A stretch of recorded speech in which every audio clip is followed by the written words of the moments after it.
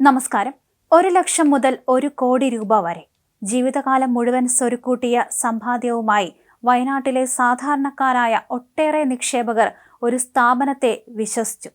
ലാഭകരമായ ഒരു സംരംഭം, തങ്ങളുടെ സമ്പാദ്യത്തിന് മികച്ച വരുമാനം, സ്വപ്നങ്ങൾക്ക് നിറം നൽകിയ ഒരു പദ്ധതി. എന്നാൽ ആ സ്വപ്നങ്ങളെല്ലാം തകർന്ന് നിക്ഷേപകർ കണ്ണീരിലാണ്ടുപോയി. അക്ഷരാർത്ഥത്തിൽ വയനാടൻ ജനതയെ ഞെട്ടിച്ചുകൊണ്ട് ബ്രഹ്മഗിരി ഡെവലപ്മെന്റ് സൊസൈറ്റിയിലെ കോടികളുടെ കള്ളപ്പണ ഇടപാടുകളും തട്ടിപ്പുകളും ചൂടുപിടിച്ച ചർച്ചയായി മാറിക്കൊണ്ടിരിക്കുന്നു. ബത്തേരിയിലെ മുൻ MLA പി കൃഷ്ണപ്രസാദിന്റെ നേതൃത്വത്തിൽ തുടങ്ങിയ ബ്രഹ്മഗിരി ഡെവലപ്മെന്റ് സൊസൈറ്റി മാംസ വിൽപ്പനയും സംസ്കരണവുമായിരുന്നു പ്രധാന ലക്ഷ്യമിട്ടിരുന്നത്. കർഷകരിൽ നിന്ന് പോത്തുകുട്ടികളെ വാങ്ങി വളർത്താൻ നൽകുകയും വളർച്ചയെത്തുമ്പോൾ തിരികെ വാങ്ങി ലാഭകരമായി വിൽക്കുകയും ചെയ്യുന്നൊരു പദ്ധതി. വയനാട്ടിലും കോഴിക്കോടും ഔട്ട്ലെറ്റുകൾ. പാക്കറ്റുകളിലാക്കിയ പോത്തിറച്ചി, കോഴിയിറച്ചി കേൾക്കുമ്പോൾ തന്നെ ഒരു സൂപ്പർ ഹിറ്റ് ബിസിനസ് പ്ലാൻ. തുടക്കത്തിലെല്ലാം ശുഭം. നിക്ഷേപകർക്ക് കൃത്യമായി പണം കിട്ടി. ഇത് കണ്ടപ്പോൾ കൂടുതൽ ആളുകൾ അവരുടെ ജീവിത സമ്പാദ്യവുമായി രംഗത്തെത്തി. അങ്ങനെ കോടികൾ ഒഴുകിയെത്തി. എന്നാൽ ഈ വിജയഗാഥയ്ക്ക് അധികം ആയുസ്സുണ്ടായില്ല. പതിയെ ബ്രഹ്മഗിരി പ്രതിസന്ധിയിലായി. നിക്ഷേപകർക്ക് പണം തിരികെ ലഭിക്കാതെയായി.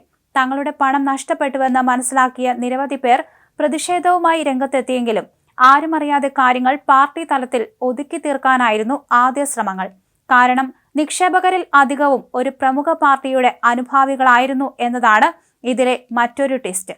എന്നാൽ കഥ ഇവിടെ തീരുന്നില്ല. ഈ സാമ്പത്തിക പ്രതിസന്ധിക്ക് പിന്നിൽ കള്ളപ്പണം വെളുപ്പിക്കലിന്റെ വൻ റാക്കറ്റുണ്ടെന്ന ആരോപണവുമായി പാർട്ടി പ്രവർത്തകനായിരുന്ന നൌഷാദ് ചിത്രങ്ങൾ സഹിതം രംഗത്തെത്തിയത് കാര്യങ്ങൾ മാറ്റിമറിച്ചു. ബ്രഹ്മഗിരിയിലെ ജീവനക്കാരുടെ യൂണിയൻ ബാങ്കിലെ അക്കൗണ്ടുകൾ ഉപയോഗിച്ചാണ് കോടിക്കണക്കിന് രൂപയുടെ കള്ളപ്പണം വെളുപ്പിച്ചതെന്ന് ഗുരുതര ആരോപണം ഉയർന്നു.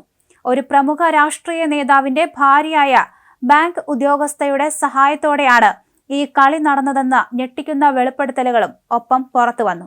ഈ ആരോപണങ്ങൾ കാട്ടുതീ പോലെ പടർന്നതോടെ രാഷ്ട്രീയ കേരളം ഉണർന്നു. ഇഡിക്ക് കോൺഗ്രസ് പരാതി നൽകി. കള്ളപ്പണം വെളുപ്പിക്കലിന് ഒത്താശ ചെയ്തുവെന്നാരോപിച്ച് യൂത്ത് കോൺഗ്രസ് ബത്തേരി യൂണിയൻ ബാങ്കിലേക്ക് നടത്തിയ മാർച്ച് സംഘർഷത്തിൽ കലാശിച്ചു. പിന്നാലെ BJPയും പ്രതിഷേധവുമായി രംഗത്തെത്തി. വയനാട്ടിലെ തെരുവുകളിൽ ഇപ്പോൾ പ്രതിഷേധത്തിന്റെ ശബ്ദമാണ് മുഴങ്ങുന്നത്.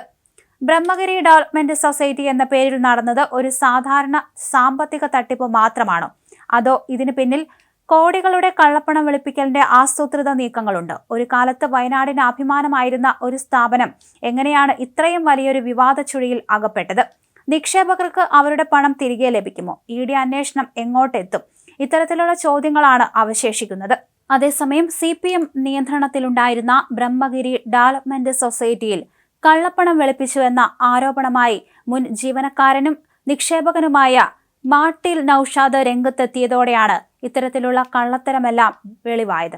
2021 ഡിസംബർ 2 കോഴിക്കോട്ട് നിന്ന് കെട്ടുകളായി എത്തിച്ച 30 ലക്ഷത്തിലധികം തുക ബത്തേരിയിലെ ബാങ്ക് വഴി ജീവനക്കാരുടെ അക്കൗണ്ടുകളിലേക്കും പിന്നീട് ബ്രഹ്മഗിരിയുടെ അക്കൗണ്ടുകളിലേക്കും മാറ്റിയെന്നാണ് ആരോപണം.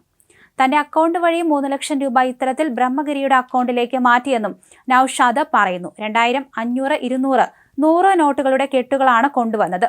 ജീവനക്കാരുടെ അക്കൗണ്ടുകളിലേക്ക് 2-3 ലക്ഷം രൂപ വീതം തുക നൽകി. അവർ അടുത്ത ദിവസം കമ്പനി അക്കൗണ്ടിലേക്ക് തുക അയക്കുകയായിരുന്നുവെന്ന് നൌഷാദ് പറഞ്ഞു. സമാനമായ രീതിയിൽ ബത്തേരിയിൽ നിന്ന് ഒരിക്കൽ തുക കൊണ്ടുവന്നിരുന്നുവെന്ന് നൌഷാദ് പറഞ്ഞിട്ടുണ്ട്.